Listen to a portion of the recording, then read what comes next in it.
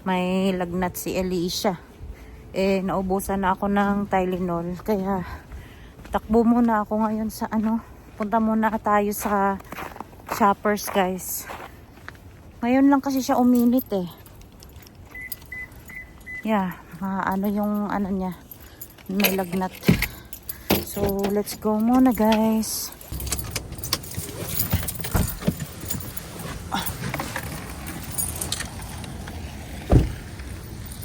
Ito yung pharmacy namin dito, Shoppers. Bibili muna tayo.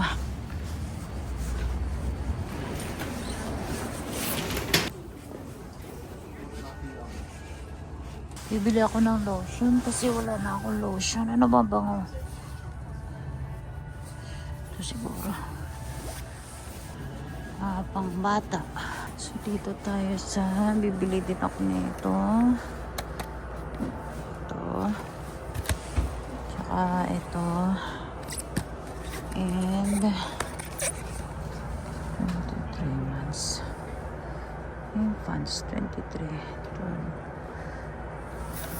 2 years old na si Alicia 2 years old. Ano ba yan? Ito naman 2 to 11. Dito na siguro siya 2 years old to 11. Ano to? Strawberry. Berry. Ito. Banana. Ito siguro. Banana berry. Ito yung gagamitin ko. Yan. So, let's go na, guys. Ito lang talaga bibilin ko. Wala nang iba.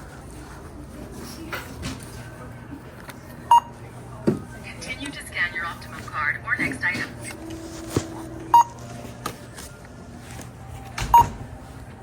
Our self-checkout.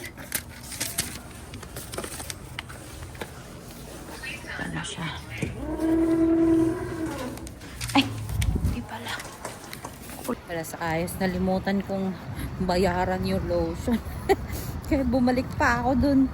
Nakasipit kasi siya sa kilikili ko eh. Kaya nalimutan kong bayaran. Buti na alala ko. So, let's go, guys. Para makainom na ng gamot si Alicia. Ay, nako.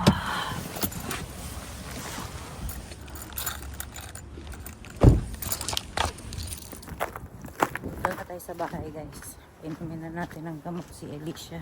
Ina! Baka tanggalin ni Pio yan, ha? Ayan na. Lala, may po. Okay. Kumakain ka ng papel. Hindi, uy. Tape ate yan.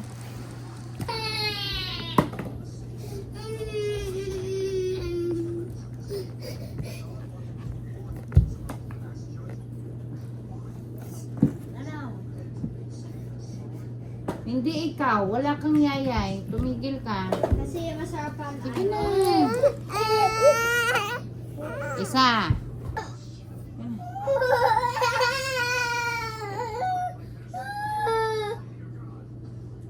Banana. Oh, I told you. I can't find it.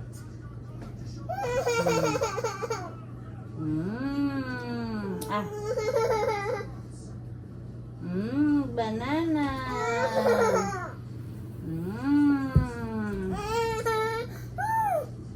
Oh, last one na. Age! Wag mo kunin, Piyo ka, ate yan. Uy! Alika na, ate. Ate. Akin na. Kinuha ni Piyo.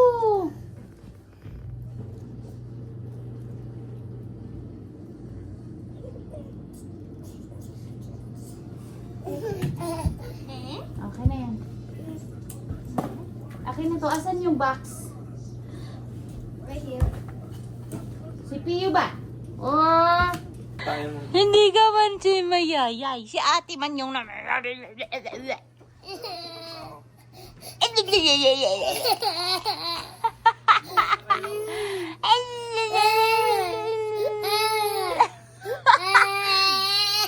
Pia, si ate yung mayayay. Para sa head ni ate to. Hala siya. Kay ate nga ito. Oo. Kay ate nga yan. Ay, nako talaga. Oo. Ay, hindi na. Tara na, tara na. Let's go upstairs na. Let's go. Hello. Good morning. Hello, baby ni mama. Wala na ikaw, lagnat. Wala na ikaw, lagnat. Naubo ka kasi. Gising na si Yaya. Tulog na naman yung mga So, good morning guys. Welcome again to our vlog. So, ngayon ay lunes na guys. So, ngayon mag-prepare ako ng baon naman ni Kuya. So, kanina ay nag-prepare ako ng baon ng Daddy. So, 5 a.m. gising na kami. Yung mga maliliit na anak ko ay gising na. Maaga sila gumigising every time na pang umaga din si Daddy. Kasi ako, lagi akong maaga gumigising. Kasi piniprepare ko yung baon ng Daddy. Tapos, hindi na ako natutulog ulit kasi si Kuya naman yung next na aasikasuhin ko. Pakainin ko. And mag-aasikaso ako ng pangbaon niya. So, ang request lang naman niya ngayon ay, tawag niyan, black noodles. So, yun lang. Mag-prepare na ako kasi it's already 6:56. Ewan ko kung kita nyo. Ayan. 6:56 a.m. na. So, mag-aasikaso muna ako kasi mamaya mga 7:30 siguro kami aalis dito sa bahay. So, yeah. Tayo muna. Monday. Busy ako ngayong Monday kasi marami din akong labahin. And maglilinis ako ng bahay. Basta ang dami kong gagawin today kasi madumi yung house namin. So, kailangan kong nung weekend kasi, every time kasi na day off si Daddy, hindi ako masyadong nakakapaglinis kasi wala. Gusto ko lang din na pag day off niya, hindi din ako masyadong nagkikilos. Mostly nasa labas kami, lalo na ngayon na maganda-ganda na yung weather namin. So, lumabas kami. So, this day, Monday, ngayon ako mag-aasikaso ng ngayon ako maglilinis ng aming bahay. So, andito na kami guys sa school ni Kuya. Malamig na naman. Malamig na naman kami. Masakit na naman sa sa balat. Pero hindi na ako nag-winter jacket kasi kapag yun yung suot ko, naiinita naman ako sobra dito sa sasakyan. So, hindi na ako nag-winter jacket. Pero yung mga bata, inano ko pa din. Kasi si Alicia, may sinat pa din siya eh. Masama pa din yung pakiramdam niya. Kaya, napaliguan ko pa naman siya kahapon. Eh, hindi ko alam na masama na pala pakiramdam niya kahapon. So, hindi ko kasi talaga mahalata si Alicia na kapag, masama yung pakiramdam niya. Kasi malikot talaga siya pa din. Hindi siya yung matamlay na hihiga lang tapos magpapahinga. Wala. Hindi siya ganun kapag nagkakasakit. Hindi mo siya mahahalata. Pero kahapon, napansin ko lang is medyo naputla yung labi niya and then iyak siya ng iyak. So, hindi ko alam kung yun ba yung dahilan. Kasi wala talaga akong nakitang sign sa kanya. Pero umaga pa lang kahapon, ubo na siya ng ubo. So, ang sabi namin ni Daddy, nakuha niya yung ubo na yan nung nag-indoor playground kami. Kaya sabi ni Daddy sa akin, kaya sabi ko sa'yo, wag na tayo mag-indoor playground eh. Kasi doon kami makakakuha ng sakit. Eh, kasi nga, di ba, nasa bahay lang kami ng mga bata. So, bihira kami talaga makipaghalugilo sa ibang tao. So, hindi talaga sila masyadong nahahawa sa mga sakit. Maliban na lang kung si Kuya nagdadala ng sakit from school or si Daddy sa work. So, dun lang kami nahahawa tatlo kasi sa bahay lang kasi talaga kami guys. Yung ibang bata dito kasi sa mga daycare. Ha? O, di, si mga kapatid mo lang. Yung ibang mga bata dito sa daycare, Diyan sila naghahawaan ng mga sakit, and especially si kuya din sa school. Especially si kuya sa school, doon din siya na nahawa. So, kapag gano'n na nahahawa siya sa school, nahahawa na din kami sa bahay. Hawaan na kami sa bahay lahat. So, ganun guys. So, sana ay maging okay na siya.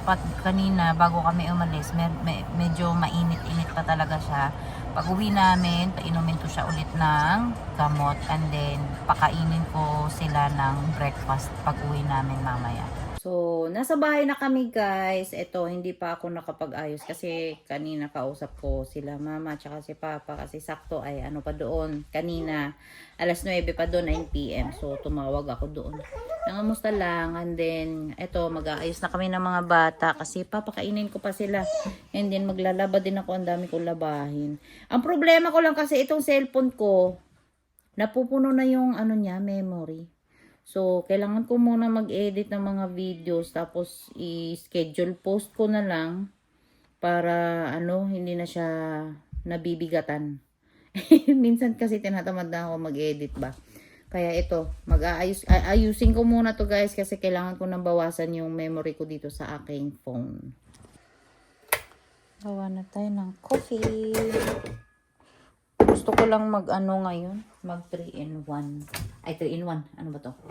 Instant coffee. Bumili ako kahapon sa Walmart. Kasi minsan tinatamad na ako mag-brew. And mas mura kapag instant coffee. Parehas lang naman ang lasa. Kaya ito lang muna.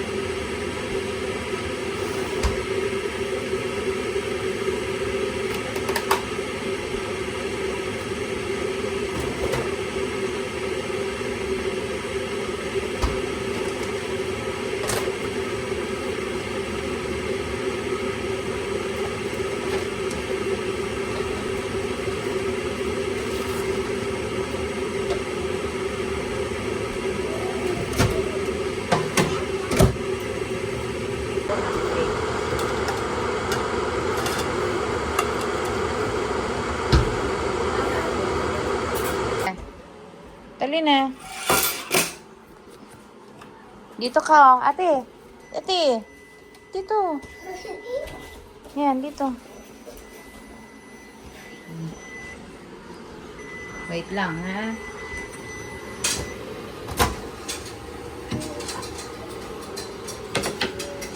Ito yung pancake namin kahapon, guys.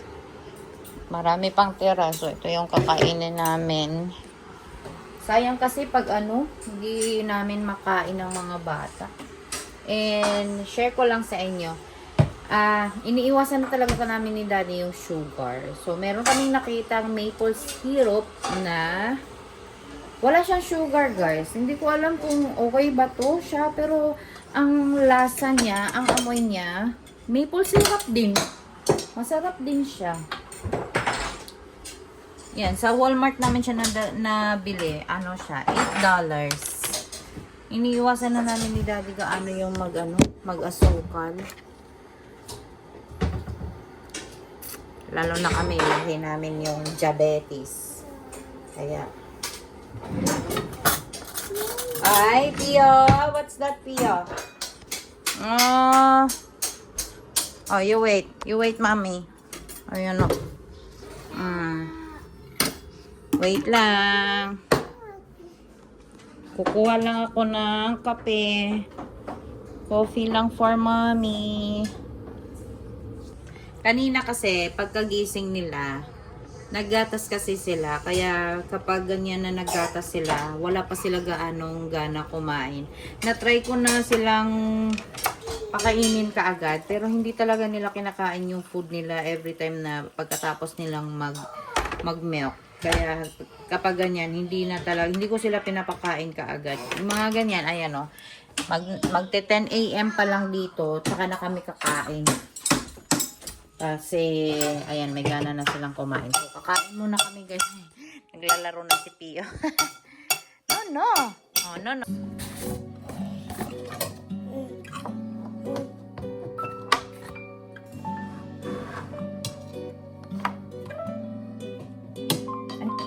Ano ba yan?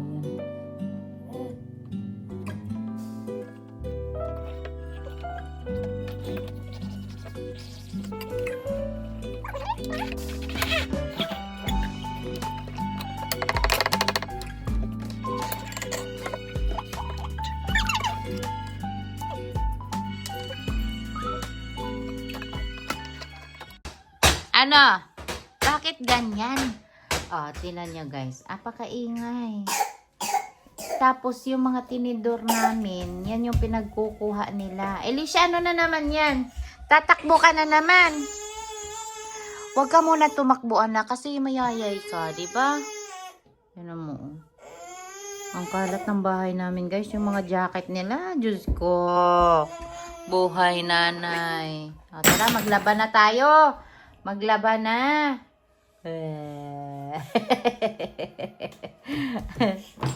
Maglalaban na muna tayo, guys. Don't push. No pushing. Tingnan mo, kasing laki lang sila, guys. Oh.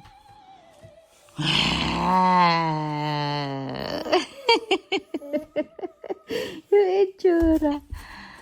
Ipupush ka talaga ni ate ngayon. Ayan, takbo na naman ang takbo. Ikot ang ikot. Ate na ate yan siya. Oh, sabi mo no, Pio. No, eat that. Sabi mo no, eat that, Pio. Oh, Pio talaga, oh.